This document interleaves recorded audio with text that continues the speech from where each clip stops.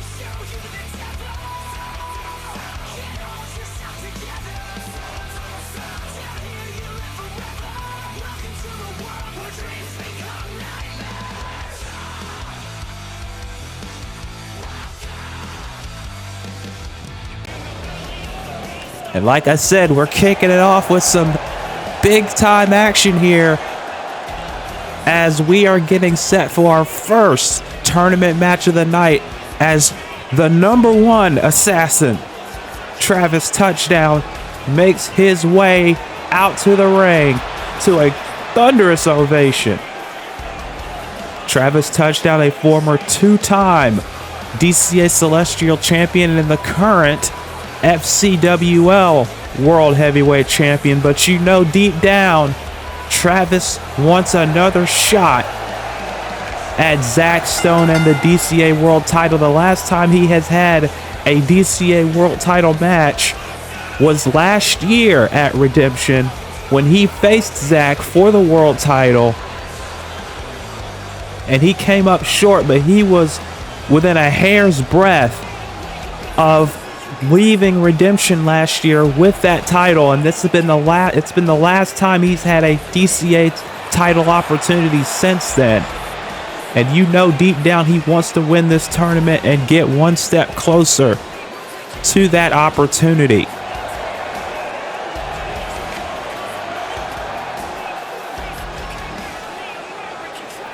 Travis Touchdown, again, one of the fan favorites here in DCA, has always been since day one, despite people like Zahia Morgan always calling him a snake in the grass. These fans have never believed that about Travis one bit.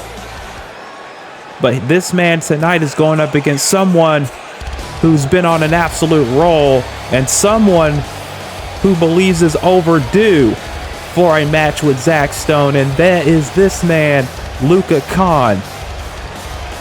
And the reason I say he feels overdue for a match with Zach Stone is because the last time that Zach Stone has had a pinfall loss anywhere in virtual wrestling was to this man, Luka Khan, and that was over 2 years ago.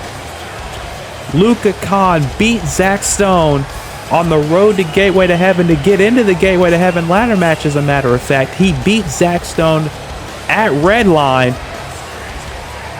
It was a contender. It was a match to determine who would get into that ladder match. Zach lost. Luka Khan won.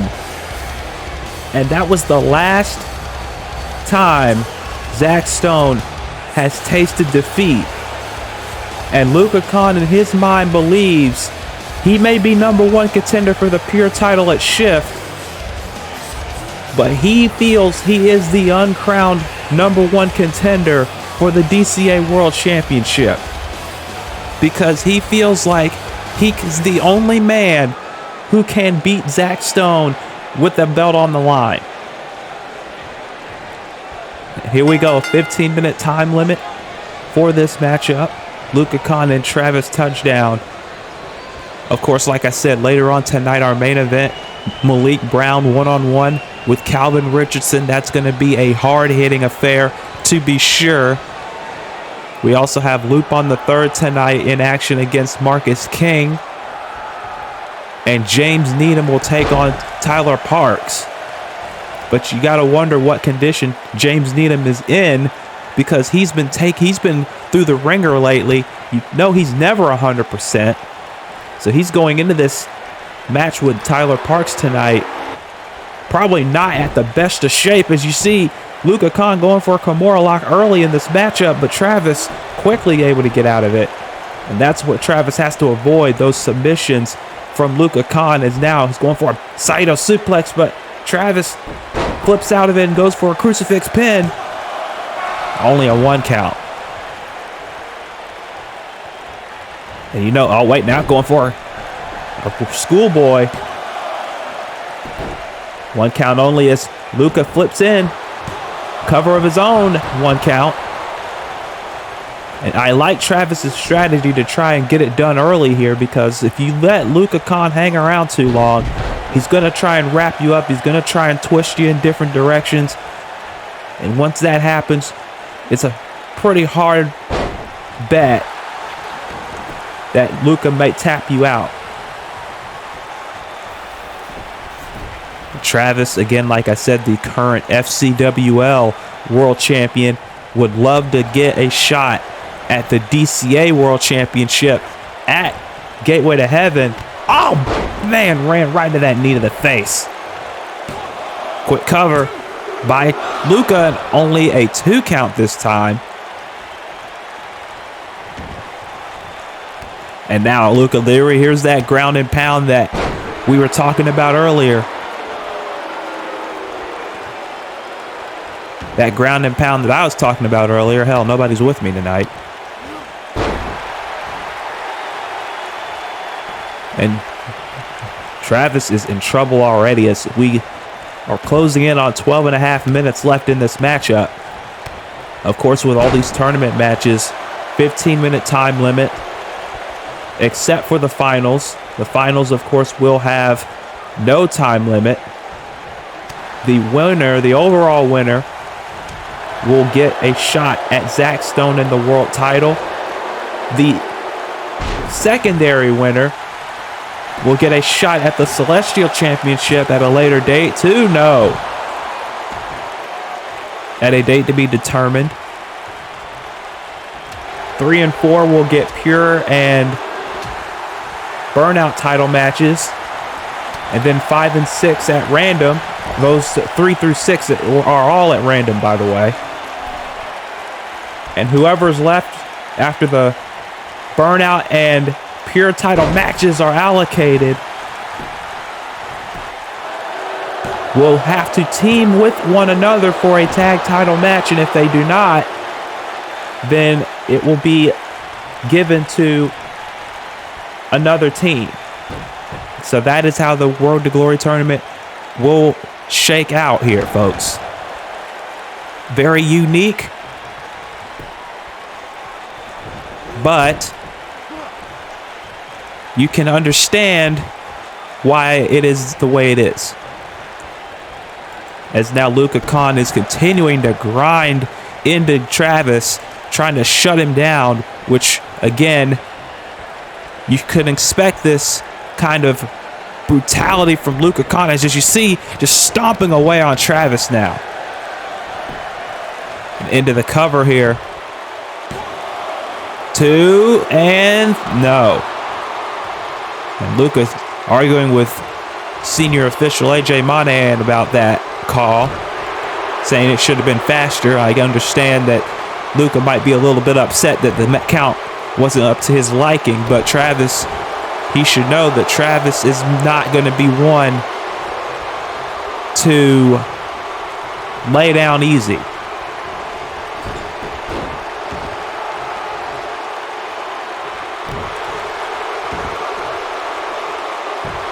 And now again, just grinding into Travis. And this is exactly what Travis did not want to get into here. He's been grinded. He's been worn down by Luka Khan. And now he's in trouble. He's wrapped up now in this modified Regal stretch.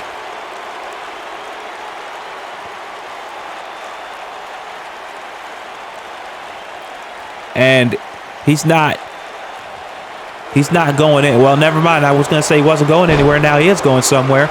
Getting Luka Khan out of that predicament. Now, you got to wonder how Travis is going to fight back here, because he's been on the receiving end for the last couple of minutes now. Now just chopping away at Luka Khan. Irish whip. Luka. Arm wringer. No. Forearm right to the face. No. Travis, gets caught. Splashes nothing but the turnbuckle. And now, again, Luka Khan going right back to work on the ligaments of Travis. And this is something that Takeru's going to have to avoid as well at Shift, because he's going to be in a fight with Luka Khan. And we have not seen or heard from Takeru since Redemption, when it seemed to appear like his face was smashed into a television screen backstage, and no one has seen him or heard from him since. And no one's seen or heard from any of the Yukimura family since Redemption. And Luka Khan, on previous episodes, or at least the last one, said that he wants Takeru at his best because he doesn't want any excuses when he beats him. He doesn't want any asterisks by the victory that he wants to have at Shift. He wants to beat Takeru straight up for the pure championship. And he can't do that if Takeru is not at his best, and that's where he wants him at his best. As you see, going back to the Texas Cloverleaf fight, Luka Khan working down, wearing down Travis. And trust me, I've tried to get in touch with Takeru. I've tried to get in touch with all of the Yukimuras. I've not heard from them. I don't know what's going on. I'm just as in the dark as you folks are. But I don't know what's going on, but Luka Khan seems to think that Takeru will be at Shift. And from what I heard, he's supposed to be, and he's going to be. He intends to, but I don't know if that source is as accurate as people would probably take at face value, because there's been some strange stuff going on with the Yukimuras as per usual, and I don't know what's happening, but Luka Khan seems to think that Takeru will be there. So we'll see what happens as Luka now has got Travis up and just drops his knees right into the midsection. Into the cover again. Luka could pull this off here. No. And I think Luka Khan, if he didn't notice already, he probably should have figured out by now. Travis is not going to give up that easily. He's been through wars much, much deadlier than a wrestling ring. So it's going to take a lot to put Travis down for at least 3 seconds. It can be done. It's been done in the past, but Luka has to realize it's going to take a lot more. Oh, man. Went for the frog splash, and Luka rolled out of the way. And now Luka Khan going for a German suplex, but Travis flips out of it. And now, face first into the mat. 2. No.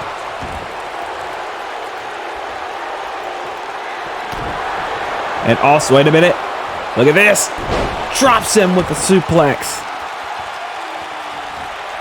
And now Travis is feeling it. And also tonight, after Guerilla Black. Oh, wait a minute. Travis going for that #1 brainbuster, but Luka gets the knee up. And now hits that German he was looking for earlier. And now big knee. And that might have knocked Travis out. The leg is hooked, but he does not get 3. And what I was going to say is, after that challenge was made on the last episode of Takedown from Guerilla Black, we will see the DCA Burnout Champion Tommy Vercetti here tonight, and he will take on the newest member of the Takedown roster, Javad Fox, here tonight on Takedown. That is included with these tournament matches. So you'll get a break in the tournament action a little bit here tonight, as Tommy Vercetti demanded a match after that challenge that was laid down. That match will happen at Shift. Vice City Street Fight, Guerilla Black and Tommy Vercetti.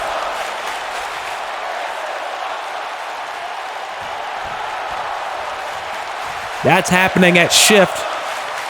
And speaking of street fights, I didn't mention this also, but James Needham is going to be in a street fight of his own as he takes on Johnny Gat in a street fight as well at Shift. Uh-oh. He missed that. He missed that elbow and gets the Gotch pile driver on the floor. That's it, folks. That's it. All Luka has to do is get him in the ring and pin him. It's over. He gets him in the ring. He pins him. It's over.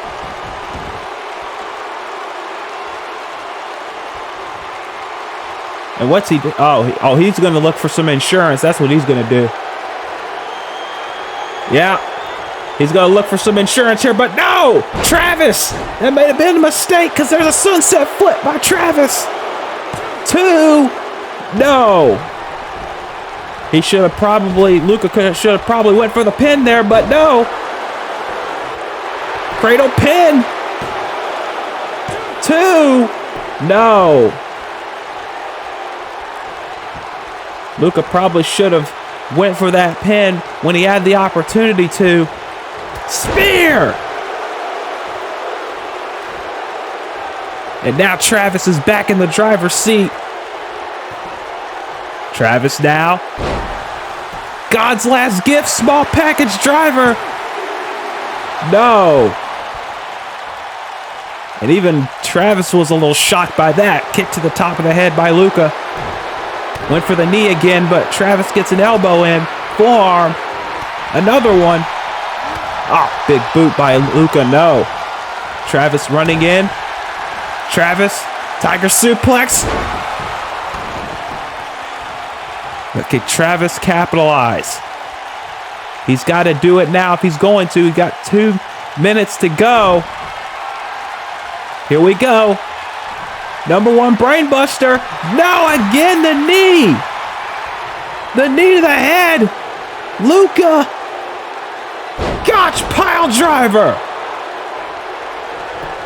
And that has got to be. Wait a minute. Oh, what?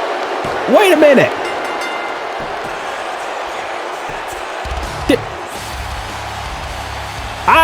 I don't know. I don't know if Monahan. I don't know if Monahan saw that or not. I don't know if folks, I don't know if you saw that at home, but I don't know. Was Travis's hand under the rope there? That camera angle right there, it looked to me like Travis's hand was underneath the bottom rope. I need to get another look at that. I need to get another look at that. Here we go. Here we go. Going for the brainbuster here, folks. He's got him up. Knee to the top of the head, just like earlier on. And this time, Luca capitalizes. Goes for the gotch. Hits it. But this right here, folks, is what's confusing me. Watch this. Look at that. And Monahan's right there. I trust Monahan's judgment, but I trust his judgment. He's been in the business a long time. He's the best referee in the business for a reason. Luca Khan is going to move on and advance in the tournament to face the winner of Kiyoshi Saiba and Chris Knight, but we need to get another. I need to get another look at that pin right there. At some point, I need to get another look at that.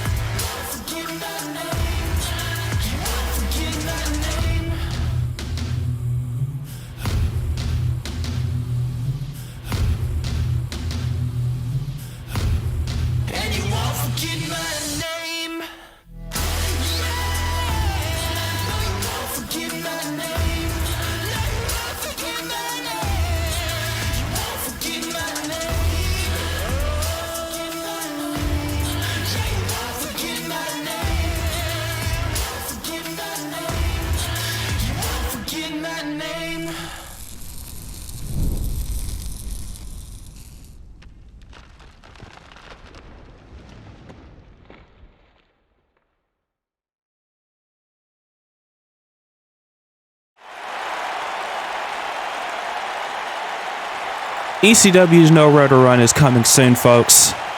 I hope you're ready for it. I am. I'm very ready for it.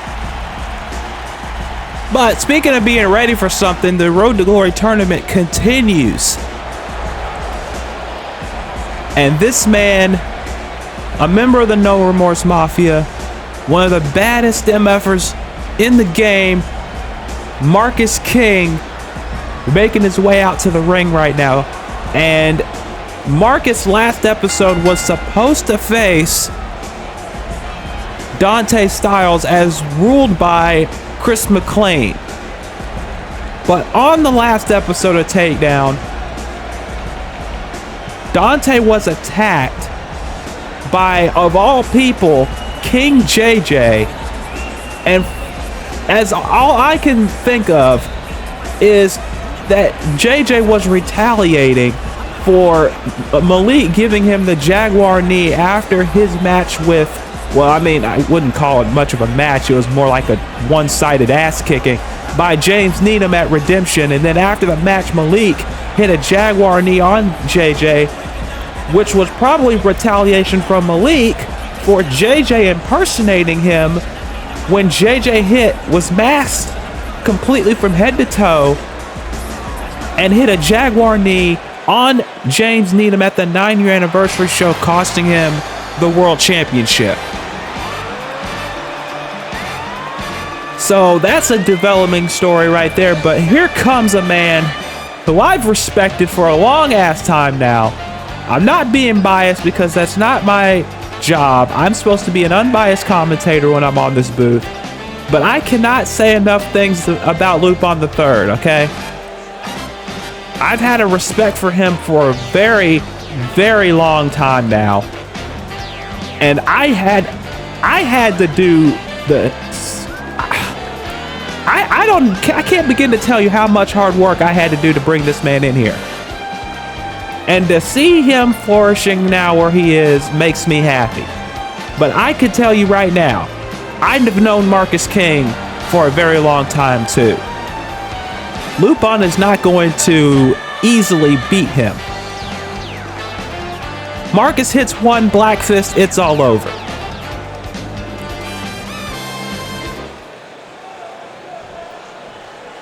And Marcus is ready. Lupin's ready. I'm ready. You're ready. The fans are ready. AJ's ready. Here we go. And oh, see right there, Marcus is not gonna be in the best of moods already as it is, because he was supposed to wrestle last episode and he doesn't like, he has a modicum of respect for Dante. He has no respect for JJ for obvious reasons. He's pent up. He's frustrated because he didn't get a match. And he's going to take all that frustration out on Lupin here in this matchup. It's not just to get to the next round of the tournament, to get to the quarterfinals of this tournament, but it's also because he just wants to show the world what he is, what he's made of, who he is. He feels like people have forgotten who Marcus King is. Oh, Lupin ran in there, body blocked by Marcus. And Lupin's going to have to fight like hell to beat Marcus King. That's a guarantee. Like I said, I love Lupin III. It's been well documented on that. But Marcus King does not care about who I love. He doesn't care who my friends are. He probably doesn't care who most people's friends are. He just wants to fight. And when he gets in that ring, he's going to fight like his life depends on it. And Marcus, oh my goodness. Boot right to the kidney of Lupin. What Marcus does isn't pretty. It's not meant to be pretty. He's not here for style points. He's not here for scorecards. He's here to whoop somebody's ass. And that's exactly what he's doing right now to Lupin with that suplex. And Lupin's just struggling to get up to his feet. And Lupin should have known when this match was on the docket that he's going to take an ass whooping if he's going to get a win here. And that's exactly what's happening. Marcus has been in control for, I'd say, a good 85% of this match so far. And Lupon has no idea where he is right now. Marcus just stalking him, but there's a calf kick by Lupon. And now Lupon going in and leg drop. Wasn't fancy, but it got the job done. Lupon's not, he's finesse, but he ain't finessing the ring. At least not yet. He's had his stint in SCAW, but if anyone will tell you, he ain't a style guy in the ring. Maybe when he's out doing his thefts and robberies and such, but when it comes to the ring, he finesse is not his strong suit, and he'll even say that. He's more of a lover, not a fighter, and there's a 2 count. I mean, just ask Fujiko, but we're not going to get into that conversation right now. Marcus again has Lupon on the ropes. Literally now, because he's getting choked out. And then they're knee to the face. And now another cover. 2. No. Monahan's already in the eye of controversy tonight because of that call in that Travis touchdown match, which I'm still going to look into when this night is over. But in any event, it's about Marcus and Lupon right now. He's got a headlock now, locked in, trying to wear down Lupon even more than he's already worn down.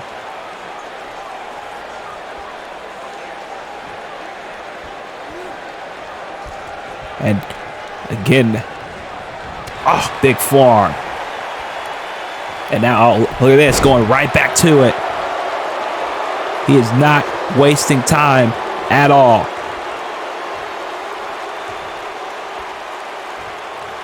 And that's a smart strategy.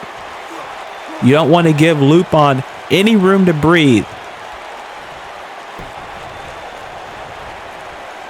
Now Lupon trying to fight back, but you got to wonder how much more punishment he can honestly take here. Big headbutt. And that headbutt, I believe, yes it did, it split him open. And Marcus is going right after it.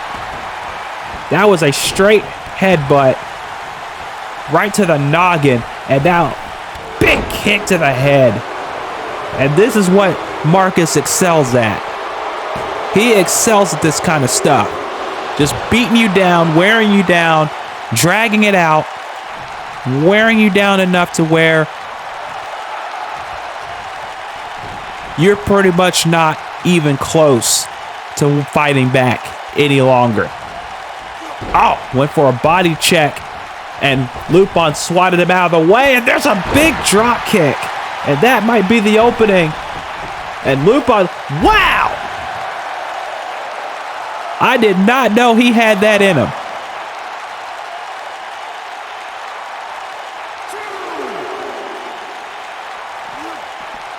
Back inside the ring,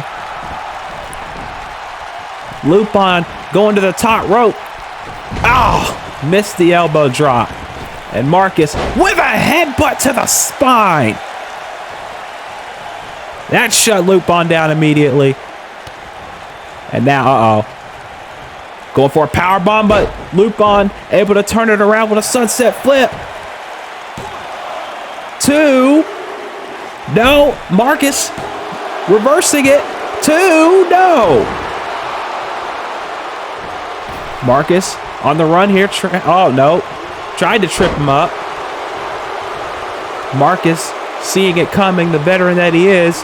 Lupon now pushing him into the ropes. And a big flapjack.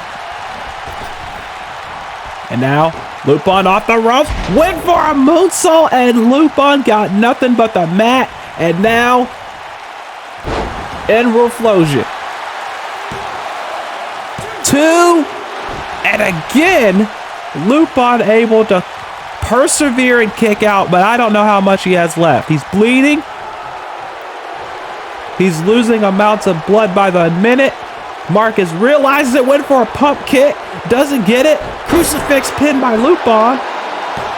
He could sneak away with a win here. No. And now, Lupon onto the apron now. Went for a right hand and Lupon saw it coming. Now, top rope, missile drop kick.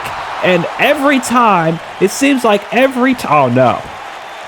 Cobra clutch into a slam. It seems like every time that Lupon tries to get some kind of offense going, Marcus is right there to shut him down immediately. But Lupon, to his credit, continues to keep fighting back and out. Going a little dirty on Marcus now. And Marcus did not appreciate that one bit. Lupon can play dirty if he needs to. I mean, he's a thief after all. But Marcus is from the streets. And if there's one person that knows how to play dirty, it's Marcus King. Well, went for that. He might have whiffed that lariat there because Marcus telegraphed that immediately. Went for the elbow. Marcus right hand, no. Forearm by Lupon, sending Marcus into the ropes. And now up between the legs of Marcus, and now a beautiful head scissors. But can Lupon capitalize? Like I said, every time he seems to get some kind of momentum, Marcus is able to shut it down right away. Went for the splash. He connects with it. 2. No.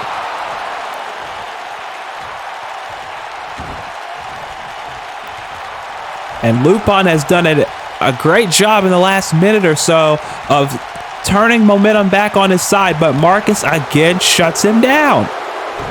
Right hand right to that cut. And another one. And another one. He's not letting up. And I didn't expect him to let up. Oh no. And now he's going for the most overused death spot in virtual wrestling, the superplex to the outside.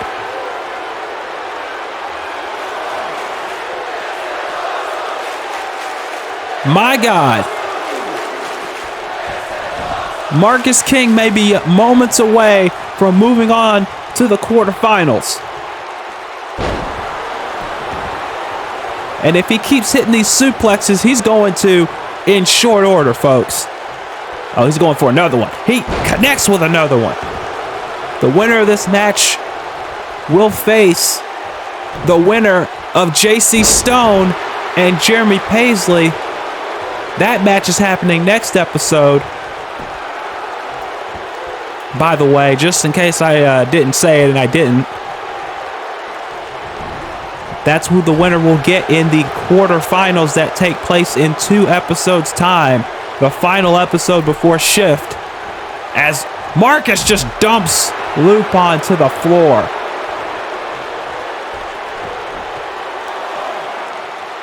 And of course, later on tonight, James Needham and Tyler Parks. We have Tommy Vercetti and Javad Fox, and our main event, Malik Brown and Calvin Richardson as Lupon with an enziguri. Lupon now, knee right to the gut. There's the black fist. He didn't see it coming. He didn't see it coming. The leg is hooked, and no! Marcus may have taken a second or two too long to capitalize, and that might have cost him. I'm pretty sure that's what cost him, because usually when he hits that black fist, it's over. Mafia kick by Marcus King. And I think Marcus is kicking himself now, realizing that he took a second too long to capitalize on that black fist. And he's now just pouring it on Lupon the third right now. If he hits another black fist, it could be all over. Marcus now with a suicide dive to the floor. And it might be only a matter of time before Lupon is out. He's out right now. Look at him. He is out. And now, yeah, Marcus is pissed now. He is pissed. Oh, my God. Well, he ain't getting any from Fujiko tonight. Then again, Fujiko probably wouldn't let him have any. Then again, you know what? Never mind. We'll be here all night with that argument. Marcus now just stalking Lupon, but Lupon, no! Again! Lupon head scissors. But Marcus ain't in. Marcus don't want that. Marcus don't want that. He's showing it right here. 2 clotheslines. Lupon went for 1. Marcus gets that one. And Marcus saying it's over now. He's done playing around. As if he was playing to begin with. King's Lariat. And now he's saying it's done. He's saying it's over. Marcus now lining up the Black Fist. No! Lupon ate the Black Fist, and Marcus can't believe it. Went for the knee in the corner. He only got the turnbuckle. Grand heist. 1, 2, no! With 1 minute and 21 seconds to go, Marcus kicks out of the grand heist, and Lupon can't believe it. If none of these men make it by the time limit, they will not advance, neither one of them, and they realize that. Marcus now. No. Lupon in the corner. Brett's rope, the most dangerous rope. No. Lupon ducks away from that drop kick into the corner. I mean the apron rather. No, Marcus got the kick in. Top rope. Drop kick. Swatted away. Went for that. Doesn't get it. No. Elbow. Busts Marcus open. Marcus went for the knee again. And doesn't connect. Can Lupon capitalize? Another grand heist. Another grand heist. And it's over. Just like that, folks. Lupon had to fight for that win. My God, what a match this was, folks.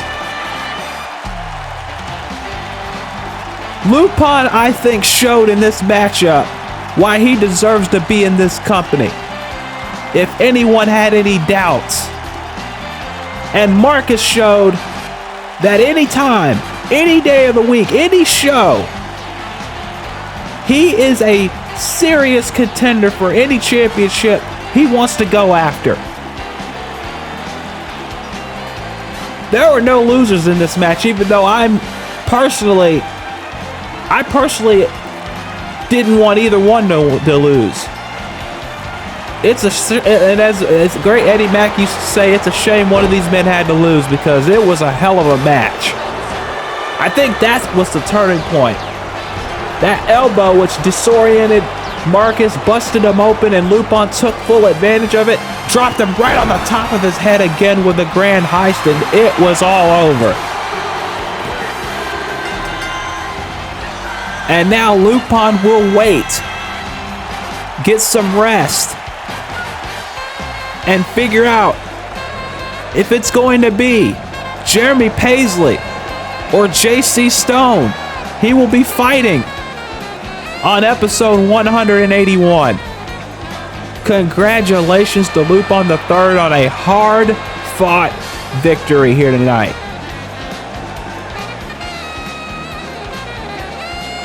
And these fans are giving him a standing ovation for that fight because that was a hell of a match. Oh, wait a minute. What the hell is this? That's Dante Styles, and that's... Oh my God, that's Scott Sapp.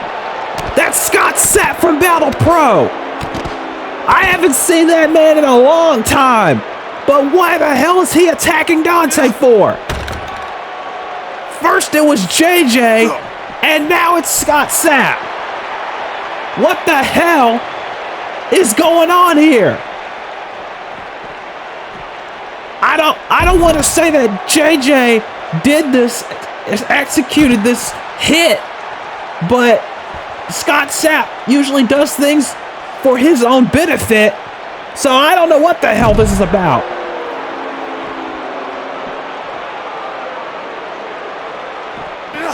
I don't know if he's doing this on his own or what, folks. And I don't know why the hell Dante has been the target. And it seems like he's been the target ever since Chris McClain was confronted by Dante at Redemption. And ever since then, first it was King JJ last episode, and now this episode, it's Scott Sapp and Malik Brown is in the back, all right to the knees. Malik Brown is somewhere backstage getting ready for Calvin Richardson tonight. He probably has no idea that this attack is even happening. I mean, how could he? He's on the other end of the freaking building.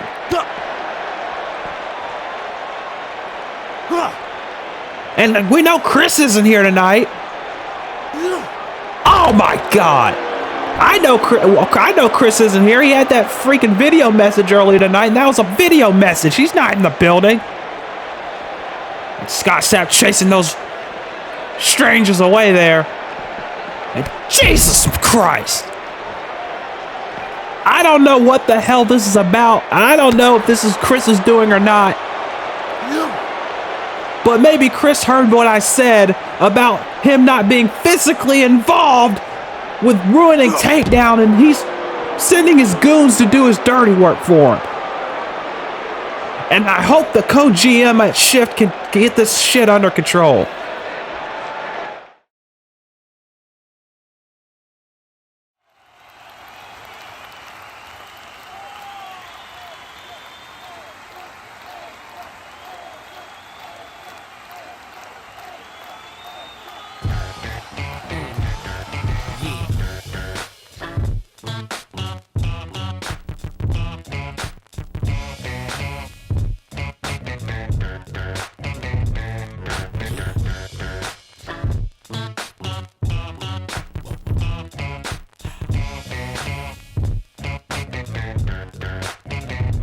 I'm the definition of half man, half drugs, ass to clubs, bad boy, that's what's up.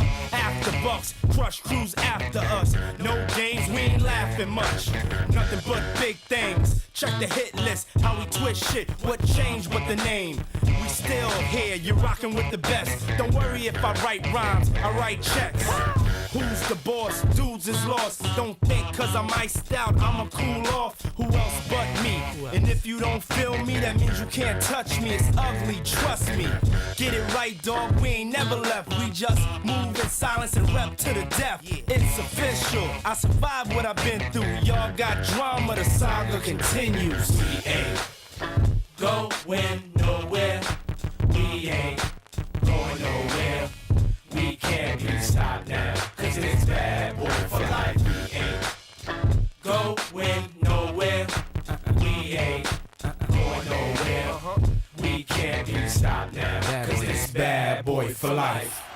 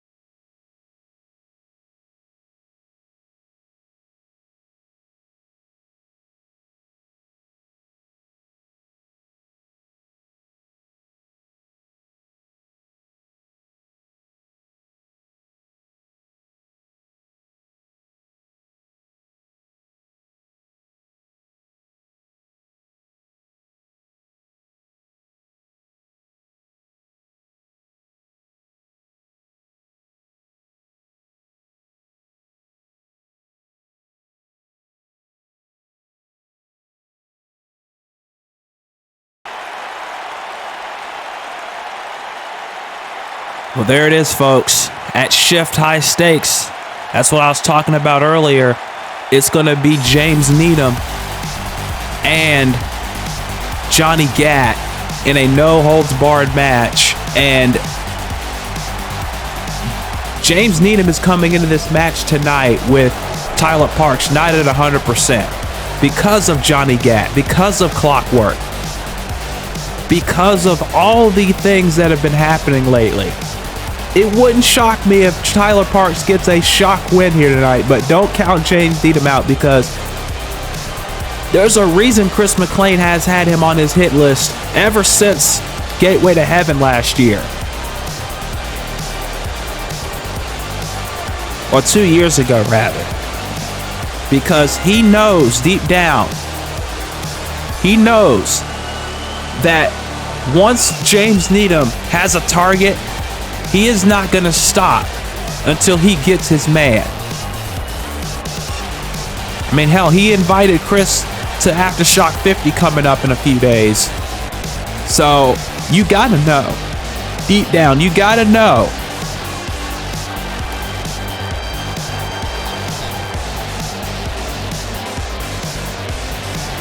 But Javad Fox out here for his match with the DCA Burnout Champion, and that familiar tone can only bring out one person, and it is the Burnout Champion himself, Tommy Vercetti, who the last time we saw Tommy, he narrowly defended the belt against Guerilla Black and then got his ass whooped for it until he ran off, and no one had seen him since.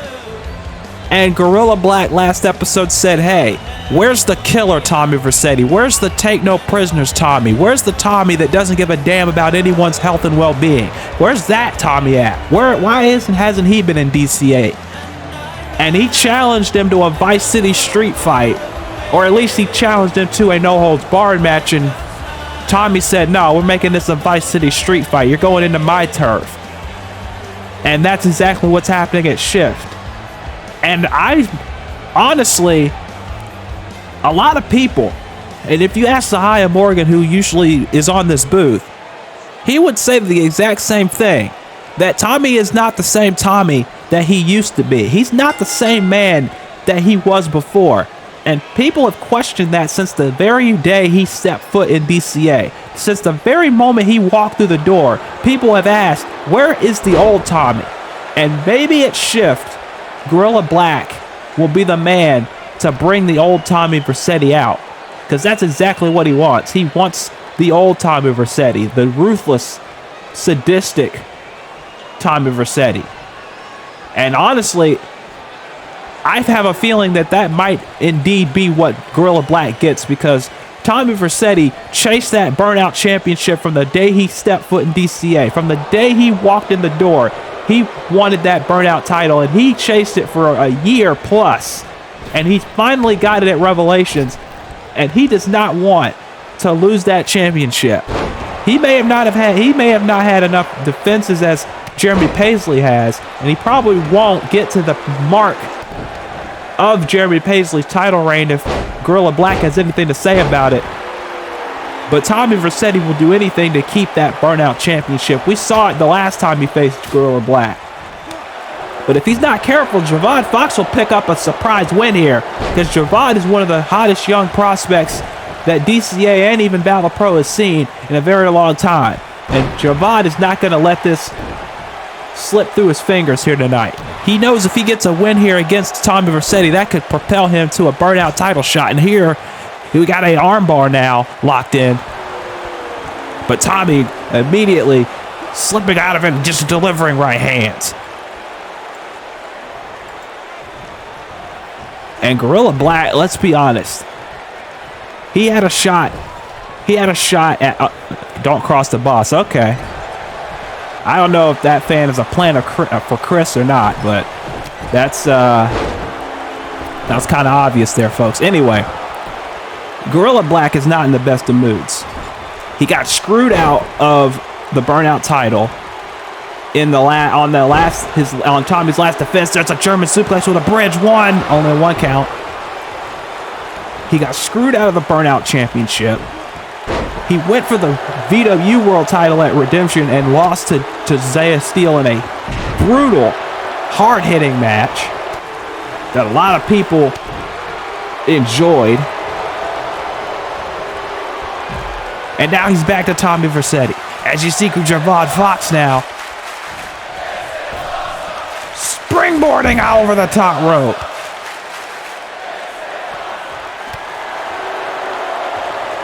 Terminator dive to the outside by Javad, but Tommy right back on him. And now Tommy catches him, bulldog on the floor. And this is the kind of action you're going to see it shift between Tommy and Guerilla Black. Difference is there won't be a count by Monahan. Those two will be able to fight all throughout the building, false count anywhere in the building for that match. The difference between the Vice City Street Fight and Johnny Gatton and James Needham's match is that the match between Needham and Gatt has to end in the ring. Tommy and Guerilla, they can go anywhere in the building. They can go anywhere outside the building. They can end up in the parking lot for all I know. Big lariat by Tommy, and Javad has to roll out.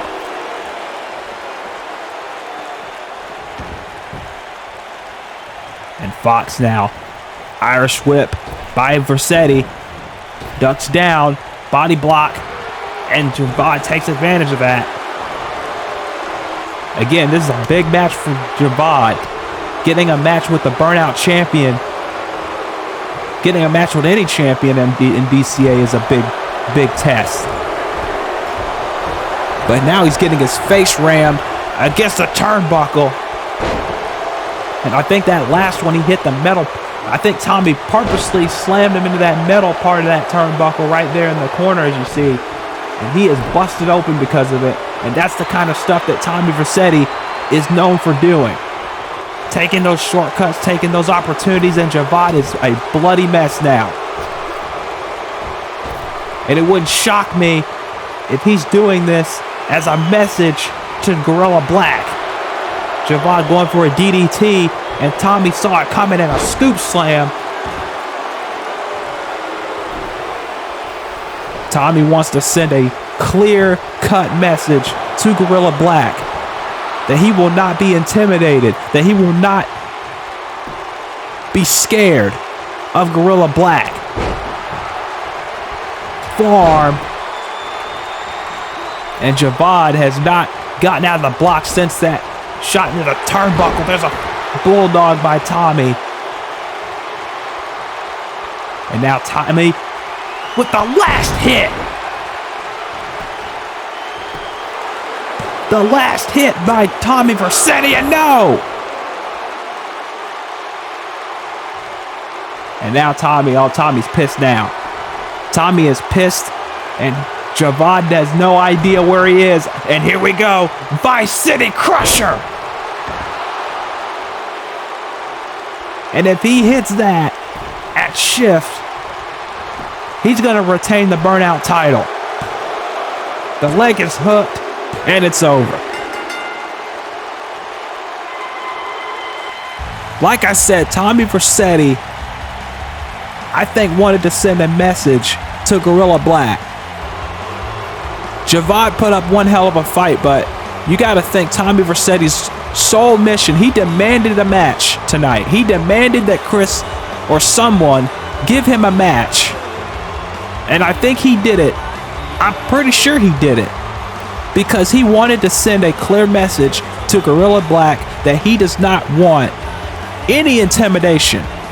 He's not going to take any intimidation.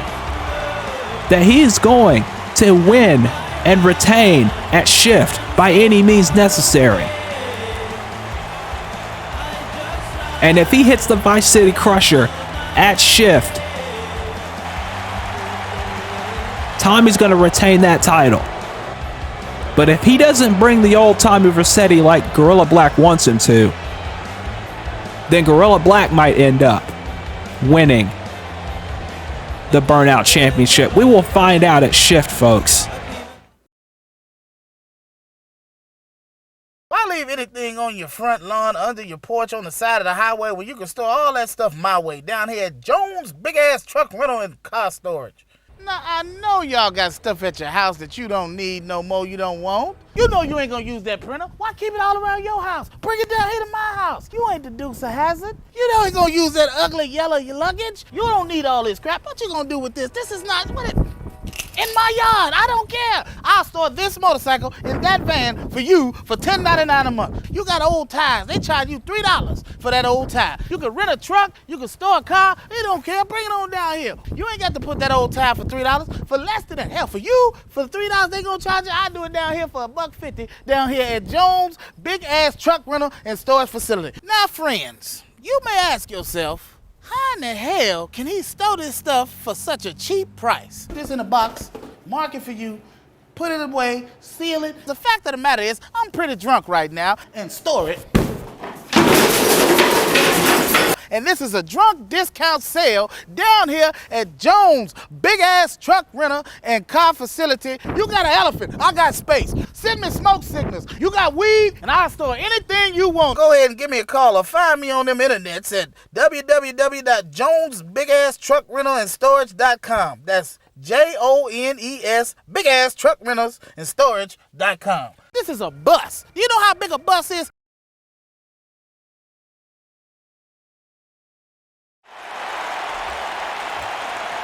Well, we may know how big a bus is, but we also know that the Road to Glory tournament is continuing here tonight with another matchup.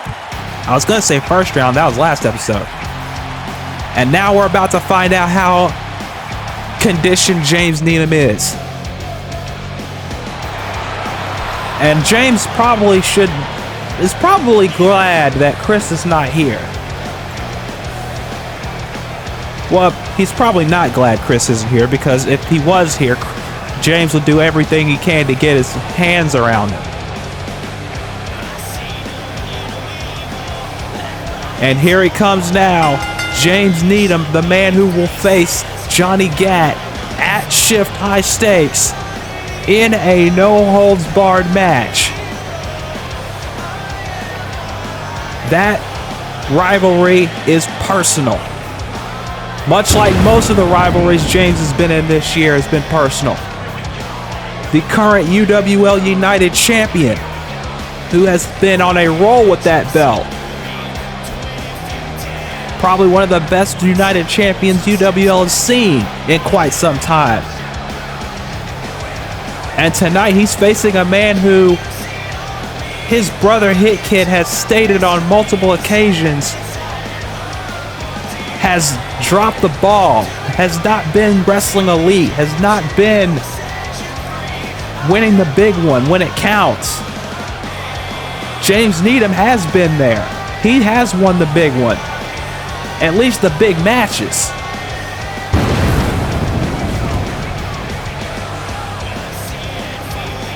His ultimate goal is to be the DCA World Champion. And he feels getting Chris out of the way will do that. I don't know if he's heard about the co-GM stuff yet. I'm pretty sure he has. I don't look at his Twitter very often. But I'm sure he's got some, I'm sure he has words for that. And here comes a man who I talked to earlier today, and let's be real, folks. I'm surprised he's even here. I know that's harsh to say, but this man has not had the best 2 years plus. People have counted this man out for a very long time.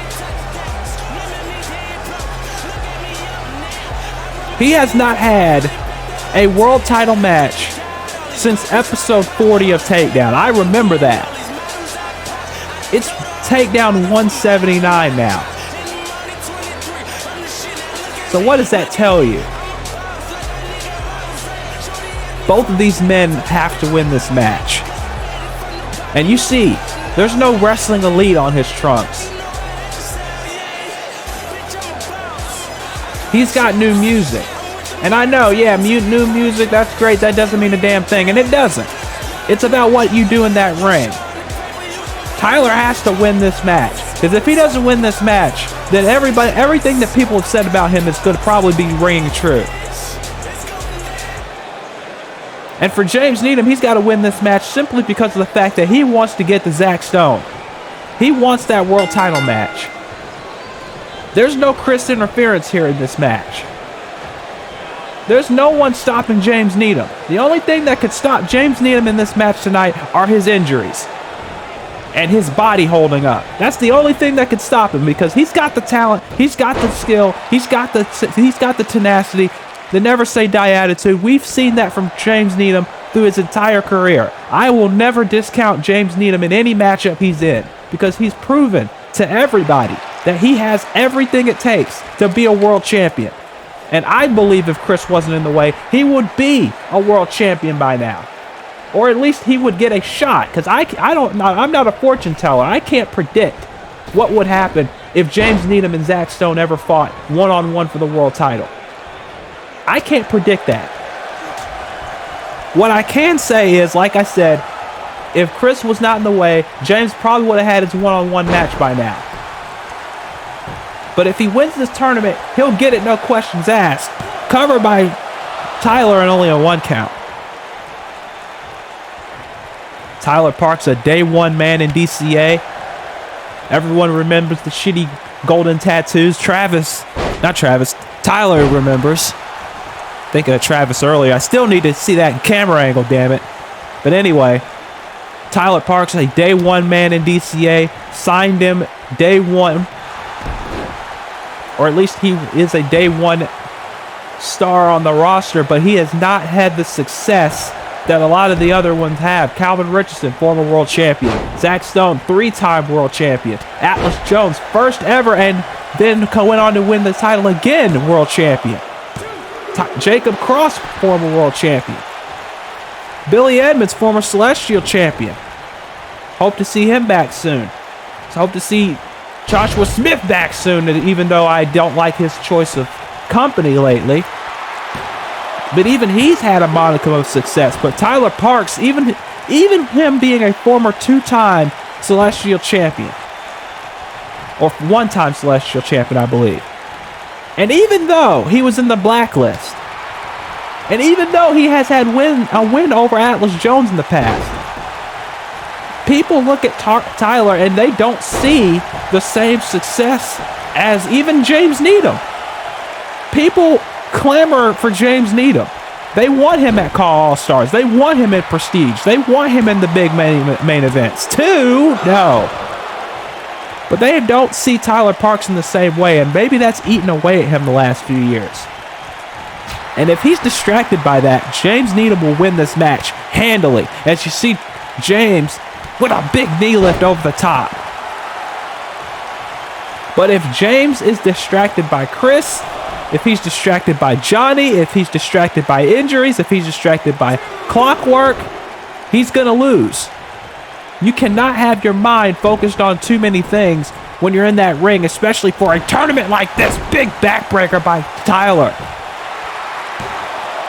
2. No. And the same goes for Malik Brown, who I just got word in my headset is checked on Dante Styles backstage. It's not the first time he's had to check on Dante before a big match, and it probably won't be the last time, but Malik's got to get back into focus now, because he's got Tyler's former tag team partner Calvin Richardson coming up tonight in the main event.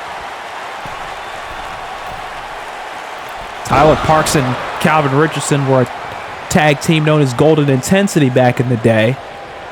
They never went to tag team championship status, but they are a former team, as Tyler with that face buster. 2. No.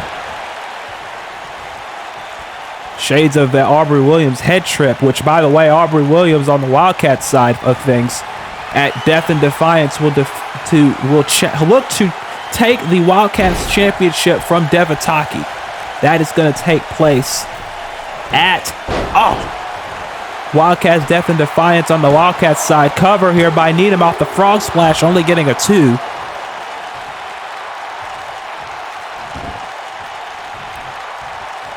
Now Needham off the ropes. Big leg drop. Running in. And another leg drop. Of course, the Road to Glory tournament will continue on, Wildcats, as Needham going for more leg drops, trying to wear Tyler Parks down. And I will run down the Wildcats Road to Glory matches for the next episode real quick for you. Alan B. Martin will face Trixie Decker in a second round match. Kee-Tae Young returns for the first time since she lost the Fever Championship to Sin at the 9-year anniversary show. That's going to take place against Jamie Fury. She's going to go one-on-one with her. Shinobu Jacobs, who is replacing Nicole Natasha, will face the woman. Whoa, that's a Sinclair if I've seen it. That is a Sinclair, and Tyler knows it. And Tyler is taking advantage of it. Scoop slam and an elbow drop. And that's not going to help James Needham's condition at all. And now the referee counting that pinfall and catching that rope.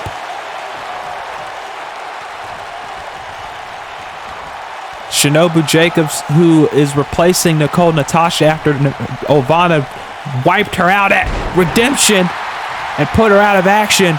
She's going to be taking on Ovana in the second round on the next Wildcats episode. There's a drop, a elbow drop by Needham, getting all tongue-tied here. Only a 2 count. And Madison Starr will face Oseko. That's all happening on the next Wildcats episode, which I will be there for as well. Neckbreaker by Needham. And Needham's in the driver's seat now, and he had to be in the driver's seat. Like I said, he's not at 100% as if he ever is, so he's got to get on the offense a little bit faster than Tyler does. Now, going for the, no! Went for a suicide dive.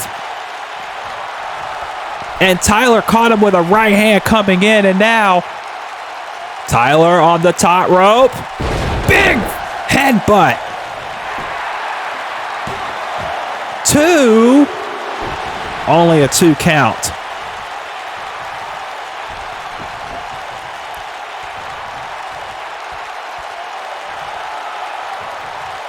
Now can Tyler capitalize on this advantage he has?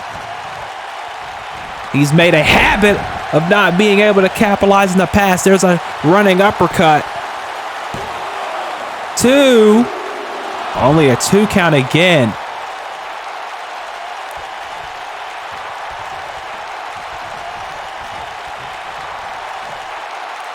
And now, no, kick by Needham. Chop. Another one. A third one. Fourth one. Eddie liked his chops, folks.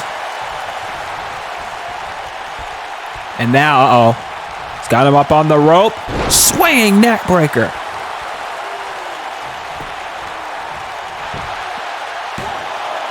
Two.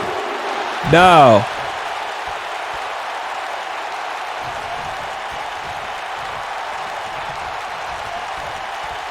And Needham is back in control, but again, Tyler fighting like his career depends on it. Suplex. Another one. And now, he knew that foot was under the rope. I think he's kicking himself. I'm pretty sure he's kicking himself right now because Needham had that foot underneath the bottom rope, and now just slinging his foot away. And oh my God! That was a brutal Shining Wizard by Needham. And Needham with a frog splash. The leg is hooked and 2 count only. But Tyler can't know where he is right now. He got dropped with that Shining Wizard. Blasted with it. And now, no. And now, another Emerald Flosion tonight. It's Emerald Flosion night, folks. 2. No.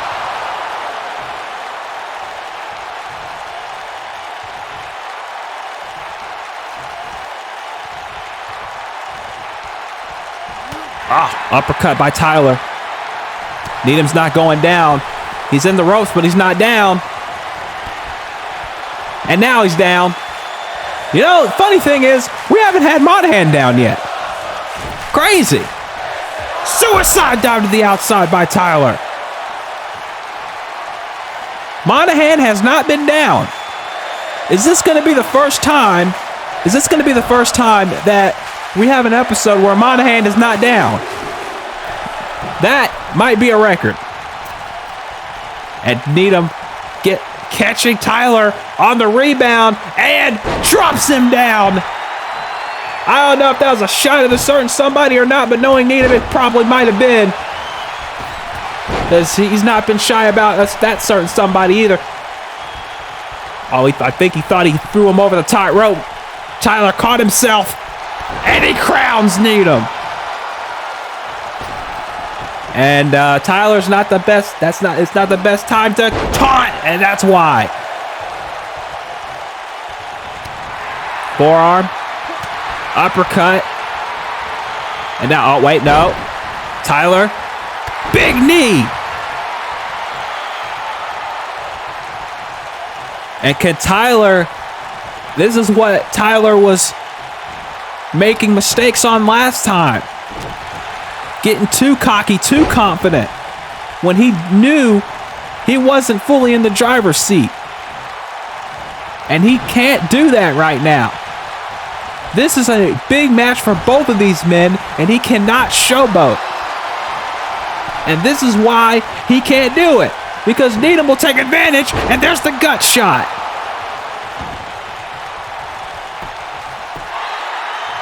And this could be it for Tyler Parks right here. No!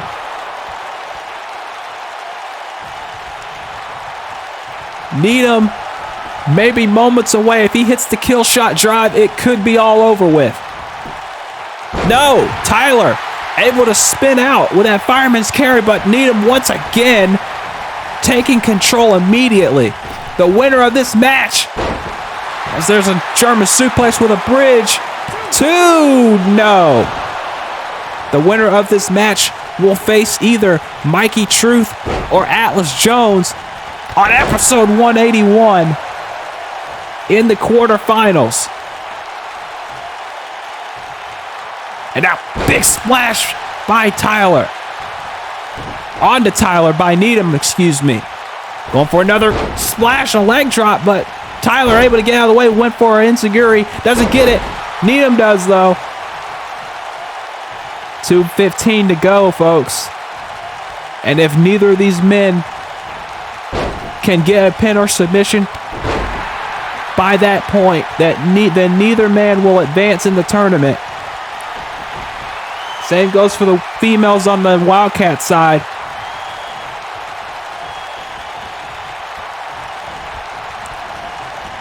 Needham went for a drop kick in the corner. Big uppercut by Tyler. And Needham rolling to the outside, and that can't be wise for Tyler here. Well, that won't help Tyler, rather. He wants a decisive win. And he doesn't have that much time left to do it. He's just under a minute and a half to go. Went for the elbow, and Needham rolling out of the way. But Needham doesn't have that much time either. Both of these men are up against the clock now. Reverse DDT.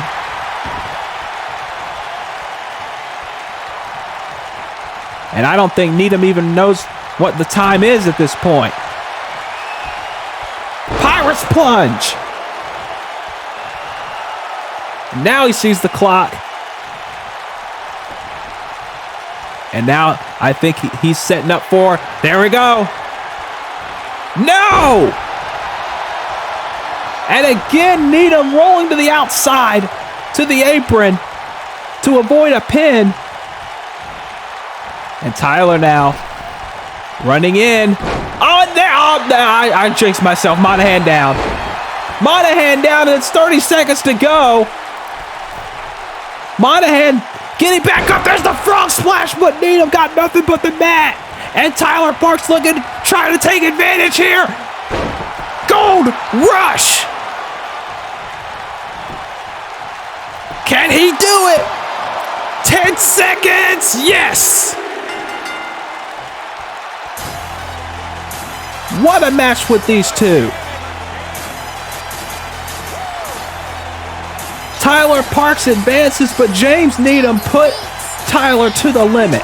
He pushed him further than Tyler's been pushed in a long, long time, and James Needham won't make any excuses. He lost fair and square. He's not the man to make excuses. Tyler earned that win, and Needham brought him to the brink to do it.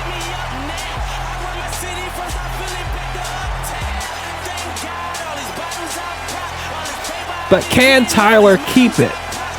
That's the question. Look at this. This was the turning point. Tyler knew he was in trouble. Hooked him, backdrop. James knew he was going to get pinned, so he rolled to the apron. And then watch this. I shouldn't have said anything about Monahan being down earlier, because then there he goes. He gets down. And if James knew he had only a few seconds to go, he went for him. He went for broke. Got nothing but the mat, and Tyler, to his credit, capitalized quickly, hit the gold rush. And Tyler Parks will now wait to see if his fellow Day One mate, Atlas Jones, his fellow Day One brethren, advances, or if he will be fighting Mikey Truth. And James Needham has to shake this off like I know he will and get prepared for Johnny Gadget's shift. But Tyler Parks has got to keep this momentum, because if he doesn't, he'll prove everyone else right. And he knows he wants to prove everyone wrong.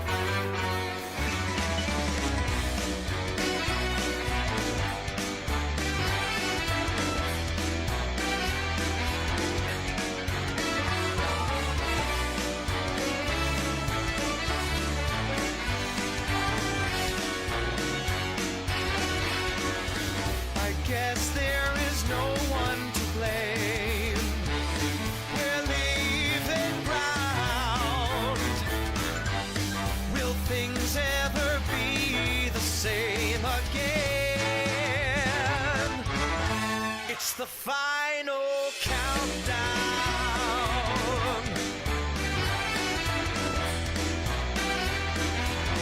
Oh, the final countdown.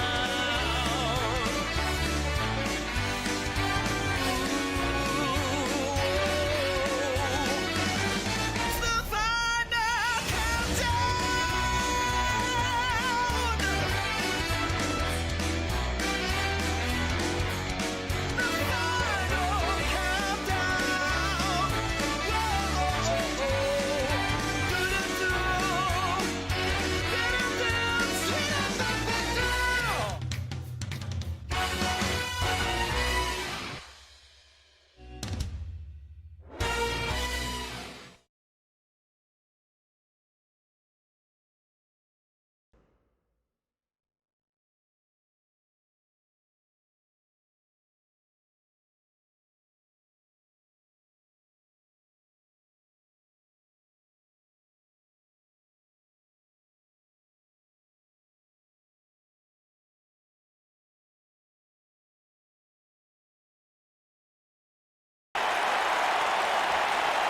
Ladies and gentlemen, we are getting set now for our main event of the evening, a huge main event as well, and I believe a first time ever main event. I'm sure someone will correct me in the chat or in the comments after this video, but it will be this man coming out, Calvin Richardson, one-on-one with Malik Brown.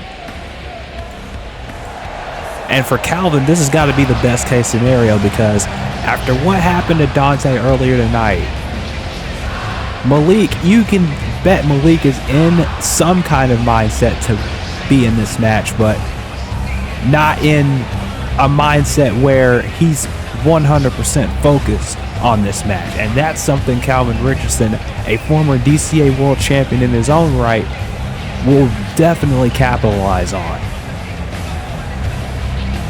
Calvin Richardson, who was at one point one of the most dominant DCA world champions in the company's history until he was defeated at Redemption 2017 by Aaron Anderson, who then lost the championship at Revelations to Zach Stone, giving Zach his second reign as the world champion. And you know Calvin wants to get right back in the mix for the world championship, but to do that he's going to have to face a man who's won the DCA world championship twice and now holds the second longest reign as the world champion in this company's history, only second to the man that he says and he endorsed as the face of Takedown in Zach Stone, and that is Malik Brown. But you know this is going to be a hard-hitting match. This is not going to be an easy one by any means. And the winner of this match will face either Kenshin or Malachi on episode 181. And here he comes.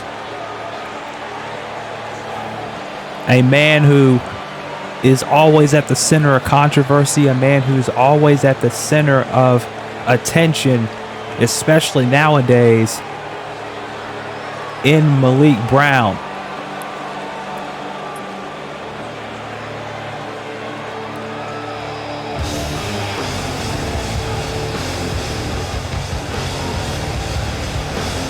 And Malik is not shy of saying that he is once again a broken man.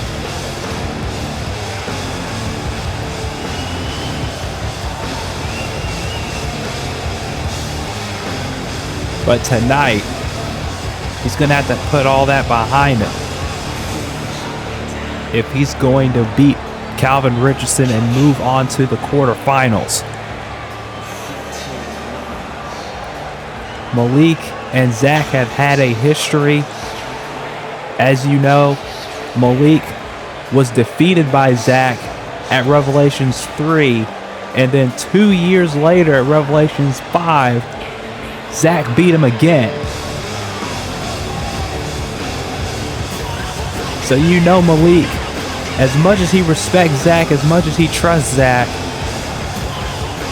he wouldn't be afraid to say to Zach's face, I want another crack at the world championship. But right now, he's got to focus not on Dante, not on JJ, not on Sapp, not on Stone, but on Richardson. In this, your Takedown main event of the evening, it is Calvin Richardson versus Malik Brown. And just as another programming note, as you see Malik Brown going right after Richardson. Snapdragon suplex with a bridge, and he almost got the win early. And Malik is telling him, yeah, Calvin, I almost got you there. And now Richardson using his power to back Malik up into the corner. As a programming reminder, on the next Wildcats, the Road to Glory tournament will continue. Alan B. Martin will face Trixie Decker. Madison Starr will face Oseko.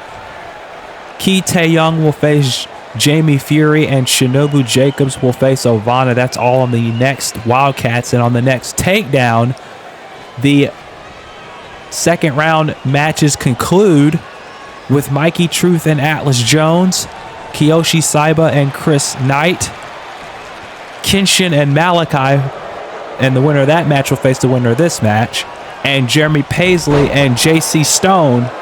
That's on the very next episode of DCA Takedown as the road to Shift and Death and Defiance continues. And we are so glad you are joining us for the ride as the Revelations train keeps moving forward. Whoa. Calvin again getting out of the way of that and taking complete control back in his favor with that backbreaker.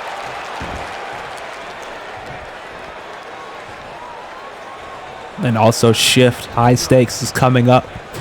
I already talked about some of the matches on that card earlier tonight. As you see, the power of Richardson gets deflected by Malik with a DDT, and Calvin wisely rolling to the outside. But Malik may not be going for something here. Yes, he is.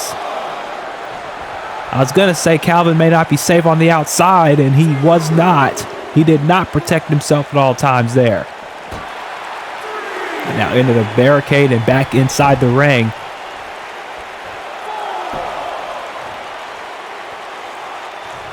Malik waiting for him to get up, going for a knee strike, but Calvin swats him out of the air. And Malik may have tweaked his knee right there. And I think Calvin might have noticed, and he did, jamming his knee into the mat. And that might not be a wise thing for Malik at this stage of the game, because if he's down one knee, that takes out the Jaguar knee. And and now those I think those are low, but Monahan allowing it with the importance of this tournament match, the importance of this tournament in general. The winner overall getting a shot at the DCA World Heavyweight Champion Zach Stone at Gateway to Heaven. The final mega event before Revelations 8.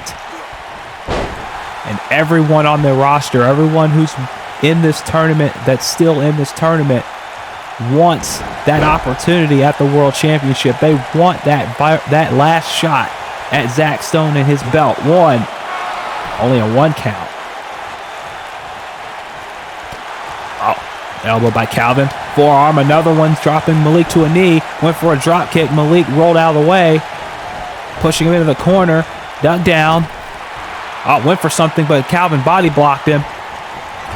And taking advantage of that now is Richardson, ringing the arm over and dropping him with a clothesline, sending Malik down to the mat. And Malik has faced power guys before in his career. That's not a secret. Cover. 2. No. But Calvin's motivated tonight. He wants a shot at the World Championship. He wants that title back that he held so proudly. Regardless of what people thought of how he did it and who he aligned with to do it, he is a former world champion, and that's something that nobody in this business, nobody in this company can ever take away from him, is that he is a former world champion. But it's been, like I outlined earlier, it's been years since he's even had a shot at the world title. It's been years since he's been a world champion. So you know, deep down in his heart, he wants another shot. But can he do it? Can he get that shot? It's all up to him, and it's all lying on tonight's match. And Malik is not going to make it easy. Neckbreaker. Malik would slap himself in the face if he made this match easy for Calvin Richardson. As you see now, with the violence party in a full effect here. And now knees, and he might be going for it here. No. Richardson saw that coming and gives him a gut buster for his trouble.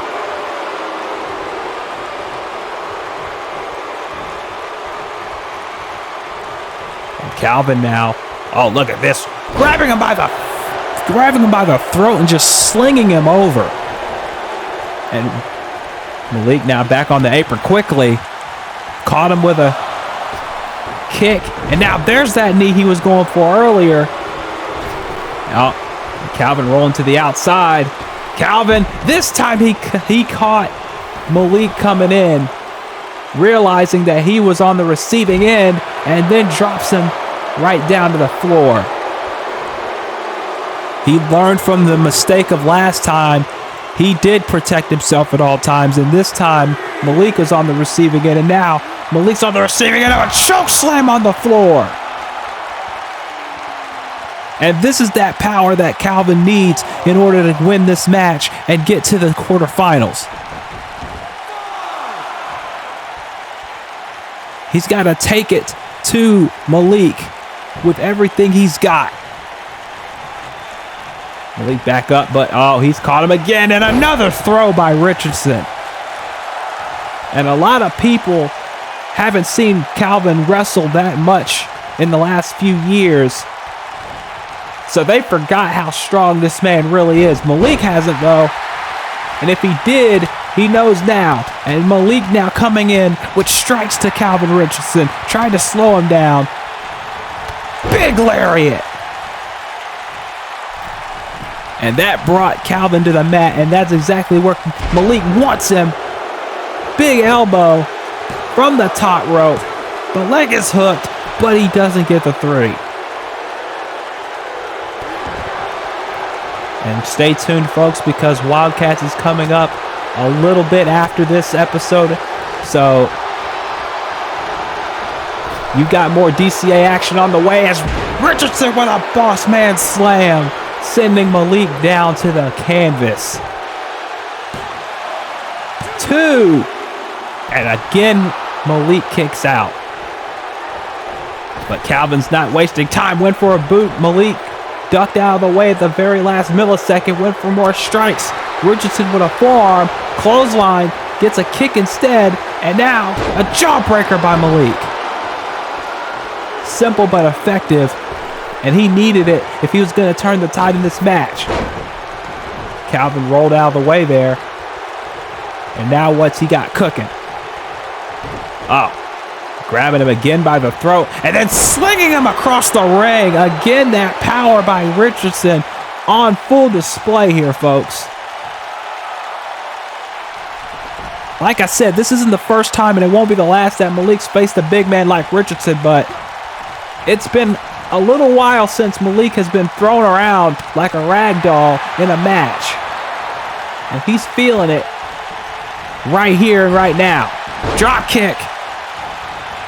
And it looks like he's about to tell Calvin to go to the hospital.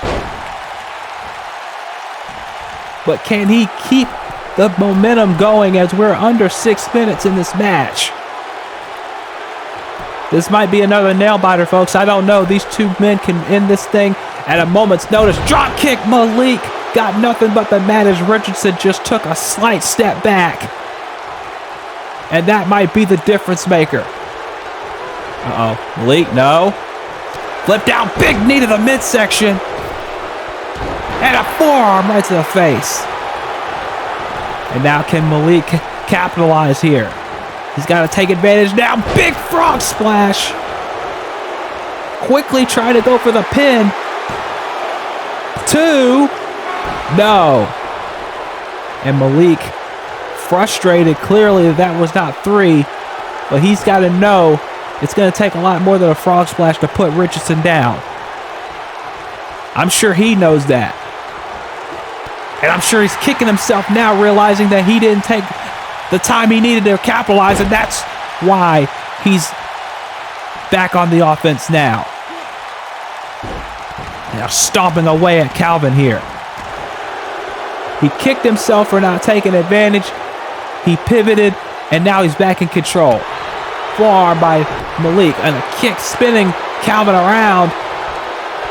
German suplex.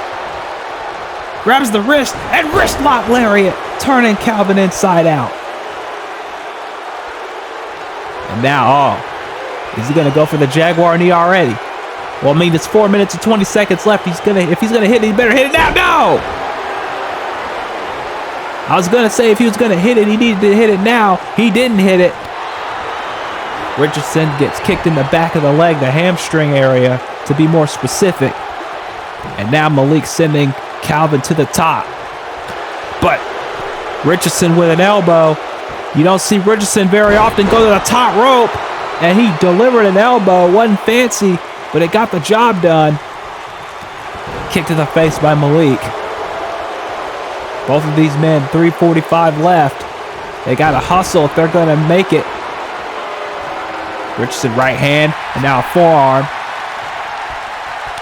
Shot sending Malik out to the floor, and this Calvin, it looks like he's going to take a page out of Malik's playbook, but Malik saw it coming and delivered a forearm before he had a chance. Calvin's rocked. Malik now, another jawbreaker. And now Malik trying to wear Calvin down, but he doesn't have that much time left. If he's going to win this match, he's got to pop off a Jaguar knee at some point in this match. Half Nelson suplex. 3 minutes now. Malik off the ropes. Jaguar knee, no. Calvin went for a kick and gets a dragon screw for his trouble. Off the ropes goes Malik. Went for Insecurity, doesn't connect. Calvin. Irish whip into the ropes. Belly to belly, no. Malik delivering right hands to counter it. And Calvin once again loopy. Forearm. Open hand palm strike. Sending Calvin into the corner. Both of these men know they don't have that much time left. If neither man makes the count, makes that time limit, then they are both out of the tournament. Going for the elbow again, and Malik telegraphed it this time. Malik sends him down, but both men are down, and Calvin wisely gets to the ropes before Malik can get an arm over, possibly for a pin. Malik now running in, went for a knee, and Calvin sends him into the middle rope. Calvin, big knee lift. And down goes Malik. Oh, Calvin saw that coming.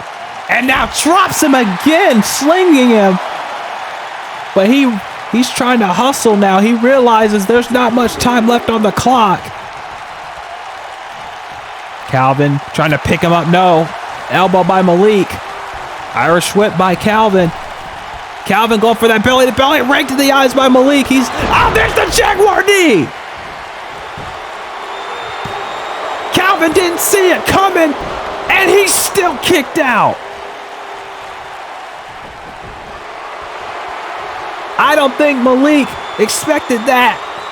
And he's going for another one. Jaguar knee, no. Calvin, blackout elbow, now Jaguar knee, a second time. But Calvin's still trying to get up to his feet, and Malik realizing it. Hits a third Jaguar knee. 38 seconds and Malik is still not done. A fourth Jaguar knee. It's over.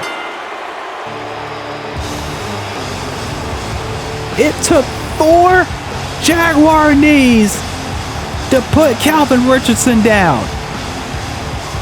The first one didn't do it. Went for the blackout elbow, hit a second one.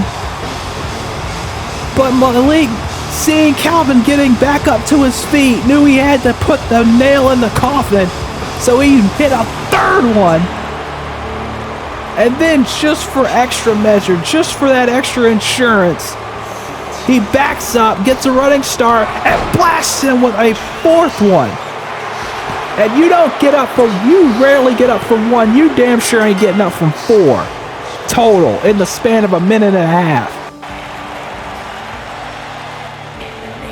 And we will see who Malik faces in the quarterfinals on the next episode of Takedown, folks.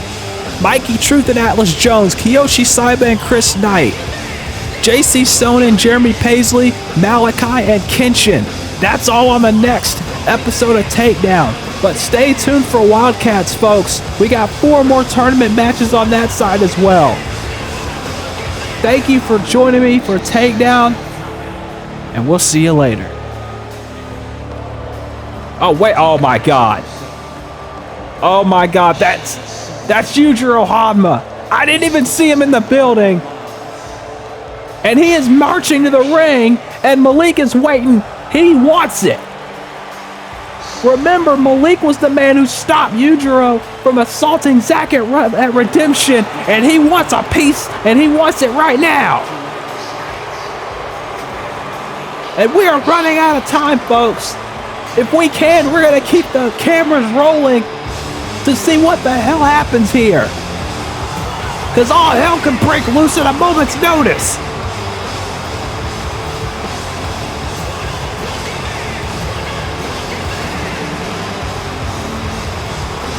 Is this a message from Kenshiro or a warning? What the hell does this mean? I don't know, but I gotta find out too. And something tells me I will sooner rather than later.